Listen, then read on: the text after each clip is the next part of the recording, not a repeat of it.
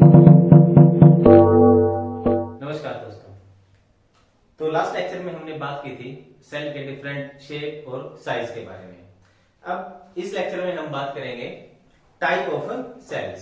Sales के जो type हैं, कितने टाइप की सेल हो सकती हैं और सेल के नंबर के आधार पर ऑर्गेनिजम्स को हम कितने पार्ट्स में हम डिवाइड कर सकते हैं। ठीक है, तो सबसे पहले हम उसी के बारे में बात कर लेते हैं कि जो ऑर्गेनिजम्स हैं, ऑर्गेनिजम्स may be unicellular और multicellular। जो ऑर्गेनिजम्स होते हैं वो यूनिसेलुलर भी हो सकते हैं और मल्टीसेलुलर भी हो सकते हैं। अब यूनिसेलुलर का मतलब देखिए यहां से क्या है, यूनि का मतलब होता है वन, यूनि का मतलब होता है वन और सेलुलर का मतलब हो गया सेल, यानी कि ऐसे ऑर्गेनिज्म जो एक सिंगल सेल से बने हुए होते हैं उनको हम बोलते हैं यूनिसेलुलर ऑर्गेनिजम्स। ठीक है जी। और यूनिसेलुलर ऑर्गेनिजम्स का जो एग्जांपल है, ये जो यूनिसेलुलर ऑर्गेनिजम्स हैं इनका जो एग्जांपल है वो आ जाएगा बैक्टीरिया, क्लेमाइडोमोनास,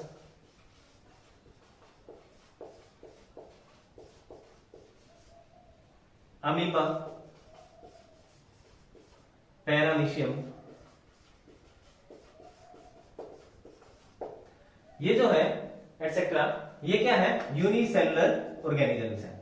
यूनिसेलुलर ऑर्गेनिजम्स यानी कि एक सिंगल सेल से जो बने होंगे उनको हम बोलेंगे यूनिसेलुलर ऑर्गेनिजम्स। और अगर हम बात करें मल्टीसेलुलर ऑर्गेनिजम्स की, यहां पर मल्टी का मतलब हो गया मल्टीपल, मल्टीपल, और सेलुलर का मतलब क्या हो गया, सेल, यानी कि ऐसे organisms which are made up of multiple cells, यानी कि जिनके अंदर बहुत सारे नंबर में सेल्स प्रेजेंट होंगे उनको हम बोलेंगे मल्टीसेलुलर मल्टीसेलुलर ऑर्गेनिजम्स। ठीक है जी। अब जो यूनिसेलुलर ऑर्गेनिजम्स है वो तो सिर्फ एक सेल से बने होंगे और मल्टीसेलुलर जो ऑर्गेनिजम्स होते हैं वो कॉम्प्लेक्स ऑर्गेनिजम्स होंगे। ठीक है, अब हम इनके नंबर के आधार पर, अब सेल का नंबर अगर एक है तो हम उनको यूनिसेलुलर ऑर्गेनिज्म बोल देंगे, और अगर सेल का नंबर बहुत ज्यादा है, ज्यादा अमाउंट में प्रेजेंट है, तो उनको हम बोल देंगे मल्टीसेलुलर ऑर्गेनिजम्स। अब यहाँ पर मल्टीसेलुलर ऑर्गेनिजम्स को हम आगे दो पार्ट्स में डिवाइड कर सकते हैं। दो पार्ट कौन कौन से हो सकते हैं, एक तो सिंपल मल्टीसेलुलर और दूसरे होंगे कॉम्प्लेक्स मल्टीसेलुलर ऑर्गेनिजम्स। ये जो मल्टीसेलुलर ऑर्गेनिजम्स हैं इनको हम डिवाइड कर सकते हैं क्या, किस पे, एक तो सिंपल मल्टीसेलुलर और दूसरे होंगे कॉम्प्लेक्स मल्टीसेलुलर ऑर्गेनिजम्स। अब सिंपल मल्टीसेलुलर ऑर्गेनिजम्स का मतलब क्या होगा, यहां पर इसके अंदर जो है सिर्फ और सिर्फ टिश्यू की फॉर्मेशन होगी। यहां पर क्या होगी, टिश्यू बनेगा, यहां पर टिश्यू बनेगा। और कॉम्प्लेक्स सिस्टम के अंदर क्या होगा, जो कॉम्प्लेक्स ऑर्गेनिजम्स होते हैं जैसे कि हम लोग हो गए, ह्यूमन बींग्स हो गए, उनके अंदर क्या होगा, सेल है, सेल मिलकर के क्या बनाएगी, टिश्यू बनाते हैं, और टिश्यू मिलकर बनाएंगे एक ऑर्गन बनाएंगे, और ऑर्गन मिलकर बनाते हैं ऑर्गन सिस्टम, और ऑर्गन सिस्टम से बन जाएगा पूरा का पूरा ऑर्गेनिज्म। तो यहां पर तो सिर्फ और सिर्फ टिश्यू सिस्टम होगा, और यहां पर क्या होंगे, पूरा का पूरा एक प्रोसेस होगा। ठीक है, जिसके अंदर हम क्या करेंगे कि यहां पर ऑर्गेनाइजेशन होगी, of different types of system. यहां पर क्या होगा कि बहुत सारे जो हमारे जो सिस्टम होते हैं उन सिस्टम की क्या होगी, ऑर्गेनाइजेशन होगी। और यहाँ आपको पता है कि अलग अलग जो सिस्टम होता है वो अलग अलग फंक्शन परफॉर्म करता है। जैसे हमारा जो नर्वस सिस्टम है वो हमारी पूरी बॉडी को कोऑर्डिनेट करने का काम करेगा, हमारा जो डाइजेस्टिव सिस्टम होता है वो डाइजेशन का काम करेगा, एक्सक्रीटरी सिस्टम है वो जो वेस्ट मटेरियल्स है उनको एक्सक्रीट करने का, through out the body excrete करने का काम करेगा, और जो हमारा जो सर्कुलेटरी सिस्टम है वो सर्कुलेशन का काम करेगा, रेस्पिरेटरी सिस्टम जो रेस्पिरेशन का काम करेगा, इसलिए क्या है कि जो सिस्टम की यहां पर क्या होती है, ऑर्गेनाइजेशन होती है। ठीक है जी। अब देखिए एक प्रोसेस होता है जिसके अंदर हम बात करते हैं कि जो सेल होती हैं, जो मल्टी सेलर ऑर्गेनिजम्स होते हैं, उनके अंदर देखिए किस प्रकार से सेल जुड़ती चली जाती हैं। जो सेल होंगी, जो सेल्स हैं, सेल्स कंबाइन करके बनाती हैं। जो सेल्स का जो ग्रुप होगा वो क्या बनाएगा, टिश्यू बनाता है, टिश्यू बनाएगा। टिश्यू का जो ग्रुप होगा, यानी कि जो ग्रुप ऑफ टिश्यू होगा, वो ग्रुप ऑफ टिश्यू बनाएगा ऑर्गन। ऑर्गन से बन जाएंगे ऑर्गन सिस्टम, और ऑर्गन सिस्टम के बाद बन जाएगा पूरा का पूरा ऑर्गेनिज्म। ऑर्गेनिज्म जो ऑर्गेनिज्म है, ऑर्गेनिज्म की फॉर्मेशन होगी, सेल से टिश्यू बनेंगे, टिश्यू से ऑर्गन बन जाएंगे, ऑर्गन से ऑर्गन सिस्टम बन जाएंगे, और ऑर्गन सिस्टम जब कंबाइन करेंगे तो पूरा का पूरा ऑर्गेनिज्म की फॉर्मेशन हो जाती है। यहां पर ध्यान देने वाली बात यह है दोस्तों कि जो कोई भी ऑर्गेनिज्म है, चाहे वो यूनिसेलर हो चाहे मल्टी सेलर ऑर्गेनिज्म हो, वो बनेगा किससे, एक सिंगल सेल से बनेगा। जैसे कि मान लीजिए कि हम मल्टी सेलर ऑर्गेनिज्म के बारे में अगर हम बात करें तो सबसे पहले क्या होता है कि जो मेल जो गैमेट होगा, जैसे जो स्पर्म है और यहाँ पर जो ये एग है, इन दोनों की जब फर्टिलाइजेशन हो जाती है, ये स्पर्म हो गया और ये एग हो गया, जब इन दोनों की फर्टिलाइजेशन हो जाती है तो एक सिंगल सेल बनती है जिसको हम बोलते हैं जाइगोट। ये जाइगोट जो है फर्स्ट सेल होगी आफ्टर द फर्टिलाइजेशन। फर्टिलाइजेशन के बाद जो फर्स्ट सेल बनती है, एक सेल बनेगी। अब ये सेल क्या करेगी, डिवीजन करेगी।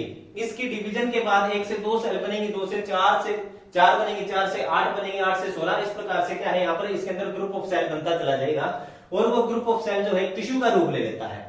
ठीक है जी। देखो सबसे पहले क्या बनी, सेल बनी, एक सिंगल सेल। बेशक वो कोई भी मल्टी सेलुलर ऑर्गेनिज्म हो, वो हमेशा क्या होगा, एक सिंगल सेल से बनेगा। सबसे पहले उसकी जो फॉर्मेशन होगी वो, यानी कि उसका जो बेस सेल होगा वो क्या होगा, जाइगोट होगा।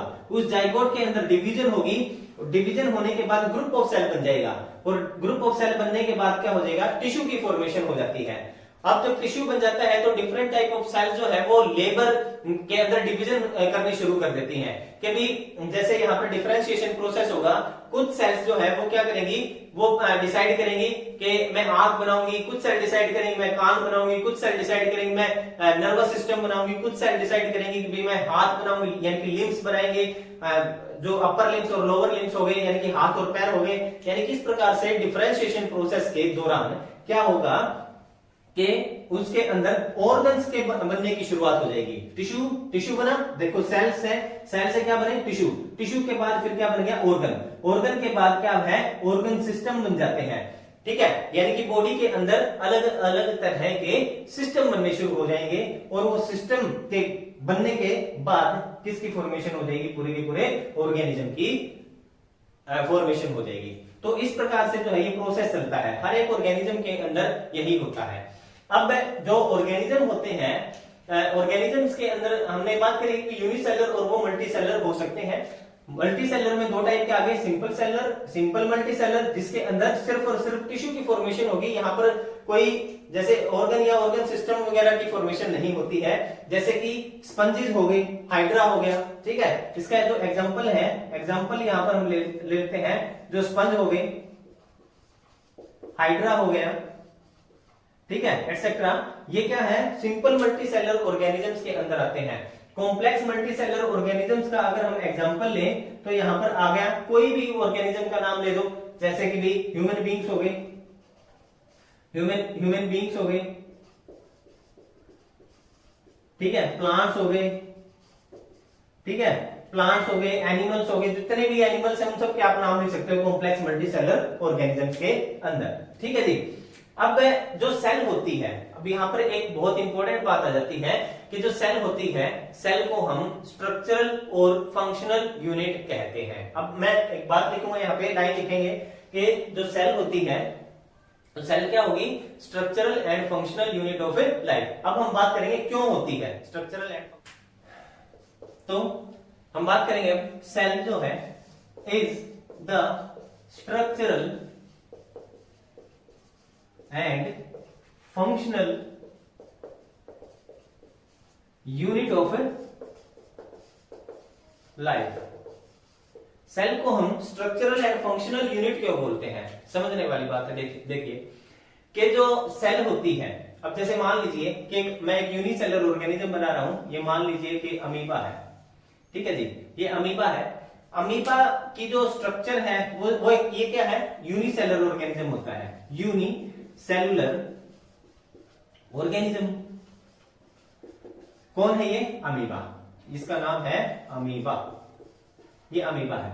ये अब इस अमीबा के अंदर जितने भी फंक्शन होने हैं वो कहां पर होंगे, इसी सेल के अंदर होंगे, ठीक है जी। अब ये पूरा का पूरा, ये एक सेल जो है ये पूरा अपने आप में क्या है, एक पूरा का पूरा ऑर्गेनिज्म है।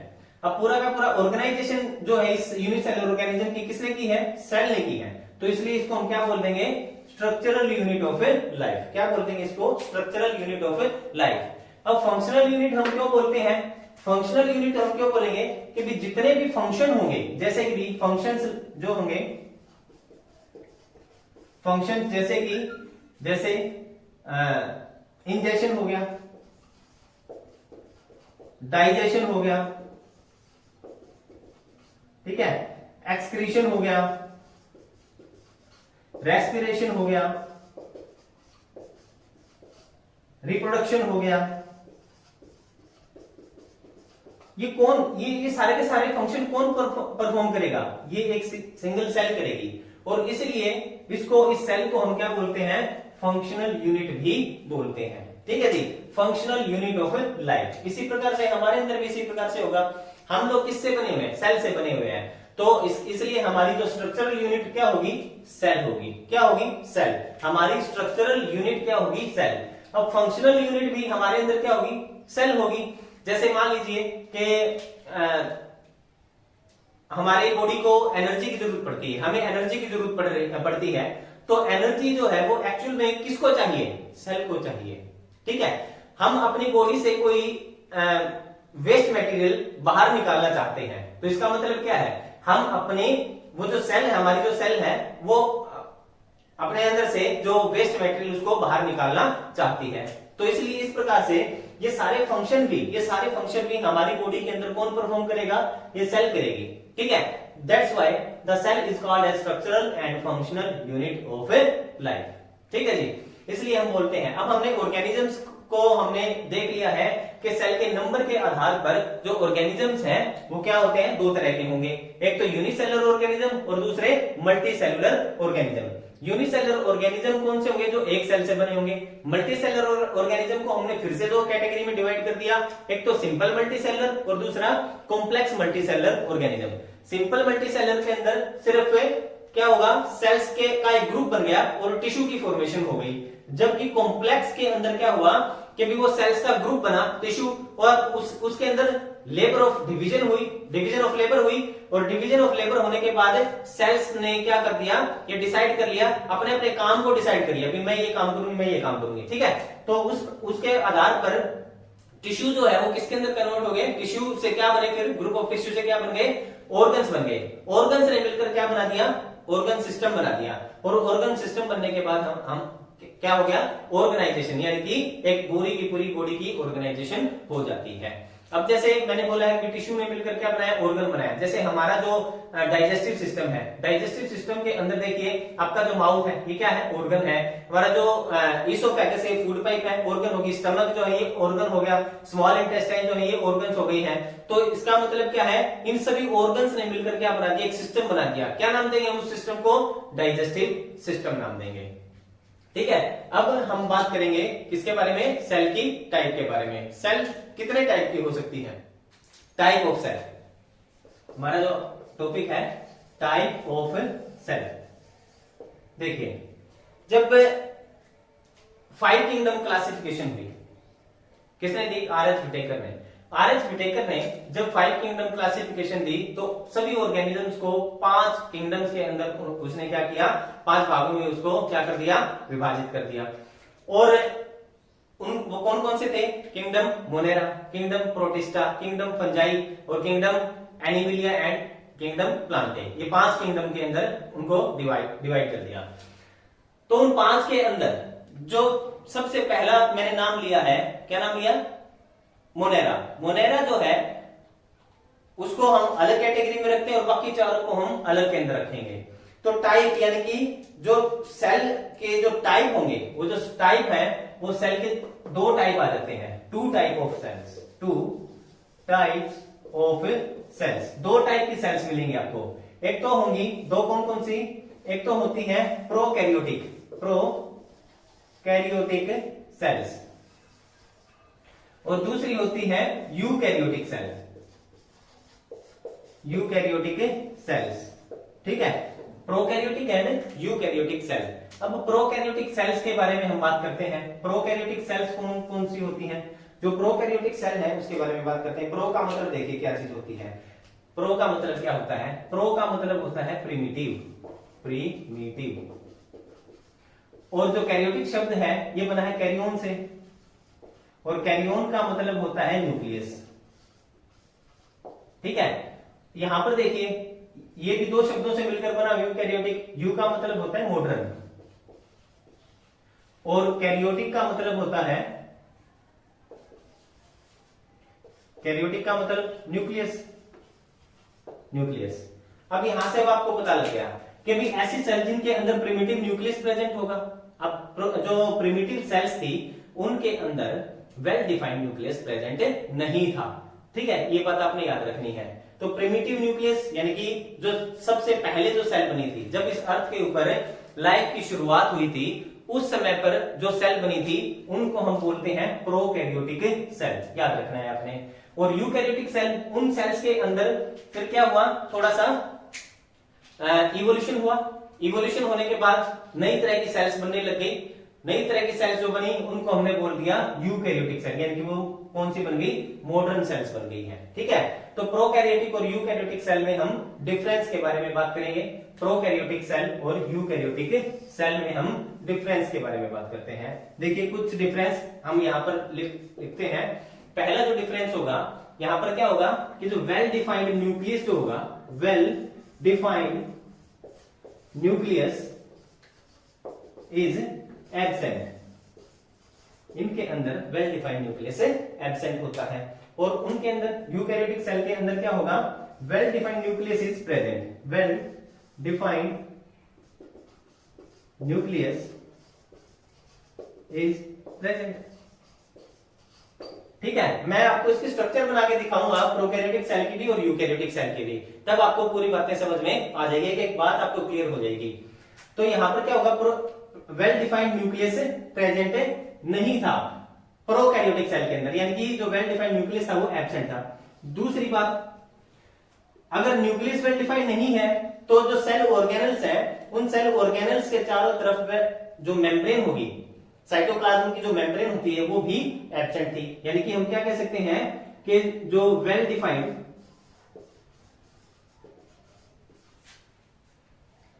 सेल ऑर्गेनल्स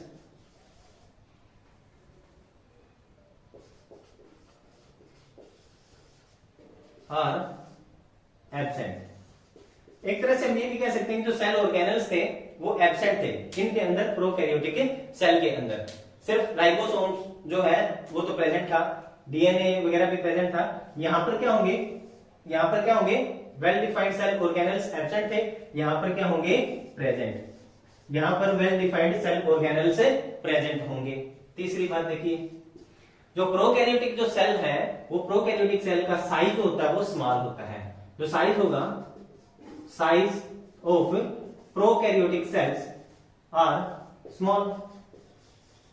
स्मॉल साइज का होता है और वो साइज कितना होगा? 1 से लेकर के 10 म्यूमीटर। ठीक है, और 1 म्यूमीटर इज इक्वल टू 10 की पावर -6 मीटर। ये देखिए कितना छोटा साइज होगा उस सेल का जो प्रोकैरियोटिक सेल है। यहां पर क्या होगा इसके अंदर कि इनका साइज जो होगा वो लार्ज होता है, लार्ज साइज होगा। अब लार्ज साइज कितना होगा? 5 से लेकर के 100 माइक्रोमीटर हो जाएगा इनका साइज। इनसे तो काफी बड़ा हुआ ये साइज। और अगर हम बात करें फोर्थ, यहां पर लिख देते हैं, जो फोर्थ जो है इनके अंदर जो माइटोकॉन्ड्रिया है, ठीक है जी, माइटोकॉन्ड्रिया एब्सेंट होगा। यहां पर माइटोकॉन्ड्रिया एब्सेंट, एब्सेंट, और यहां पर क्या हो जाएगा, माइटोकॉन्ड्रिया प्रेजेंट। ठीक है, अगली देखिए, जो प्रोकैरियोटिक सेल्स थी उनके अंदर जो डीएनए है वो कैसा मिलेगा, सर्कुलर डीएनए प्रेजेंट होता है। सर्कुलर डीएनए प्रेजेंट, यहां पर क्या होगा, सर्कुलर डीएनए प्रेजेंट होगा, और यहां पर क्या होगा, लीनियर डीएनए होगा, लीनियर डीएनए प्रेजेंट होगा। सर्कुलर का मतलब होगा कि मान लीजिए कि एक प्रोकैरियोटिक सेल है और इस प्रोकैरियोटिक सेल के अंदर जो न्यूक्लियस प्रेजेंट हो, जो डीएनए प्रेजेंट होगा वो इस प्रकार की उसकी शेप होगी। ठीक है, डबल स्ट्रैंडेड होता है लेकिन सर्कुलर होगा। अगर हम बात करें इसकी यूकैरियोटिक सेल की, तो इस यूकैरियोटिक सेल के अंदर वेल डिफाइंड न्यूक्लियस होगा, और न्यूक्लियस के अंदर इस प्रकार से क्या मिलेंगे आपको, ये धागेनुमा स्ट्रक्चर प्रेजेंट होती है, जिसको हमने क्या बोला, डीएनए। और वो डीएनए कैसा होगा, लीनियर होगा, धागेनुमा लीनियर होगा, लंबा होगा। ठीक है जी। और अब हम इसके अंदर क्या होगा, माइटोकॉन्ड्रिया एब्सेंट, माइटोकॉन्ड्रिया एब्सेंट होगा, यहां पर माइटोकॉन्ड्रिया प्रेजेंट, लीनियर डीएनए होगा, और यहां पर सर्कुलर डीएनए प्रेजेंट होता है। अगर हम बात करें राइबोसोम्स की, 5th पॉइंट में 6th पॉइंट यहां पर लिख देता हूं, जो राइबोसोम्स होते हैं, राइबोसोम्स कैसे होंगे, लार्ज, मतलब कि 70s राइबोसोम्स प्रेजेंट होते हैं। Ribosomes are of 70s ribosomes, और यहां पर क्या होंगे, इनके अंदर जो 6 पॉइंट आ जाएगा, जो राइबोसोम्स होते हैं, ribosomes are of 80s ribosomes. अब ये एस क्या चीज है, इसके बारे में मैं आपको बताऊंगा जब मैं प्रोकैरियोटिक की स्ट्रक्चर आपको बना के दिखाऊंगा। ये हमने कुछ डिफरेंस किए हैं प्रोकैरियोटिक सेल और यूकैरियोटिक सेल के बारे में। तो सेल कितने टाइप की होगी, 2 टाइप की। कौन कौन सी, prokaryotic cell and eukaryotic cell. Prokaryotic cell वो सेल होती है जिनके अंदर वेल डिफाइंड न्यूक्लियस एब्सेंट होता है, स्मॉल साइज की होती है, माइटोकॉन्ड्रिया एब्सेंट होगा, और राइबोसोम्स जो होंगे वो 70s राइबोसोम होंगे, और क्या होगा, सर्कुलर डीएनए प्रेजेंट होगा। ठीक है, और यहां पर क्या होंगे, 80s राइबोसोम्स होंगे, वेल डिफाइंड न्यूक्लियस प्रेजेंट होगा, वेल डिफाइंड सेल ऑर्गेनेल्स भी प्रेजेंट होंगे, बड़े साइज के होंगे, माइटोकॉन्ड्रिया भी प्रेजेंट होगा, और डीएनए कैसा होगा, लीनियर टाइप का होगा। अब हम अगले लेक्चर के अंदर प्रोकैरियोटिक सेल के बारे में बात करेंगे। तब तक के लिए राम राम।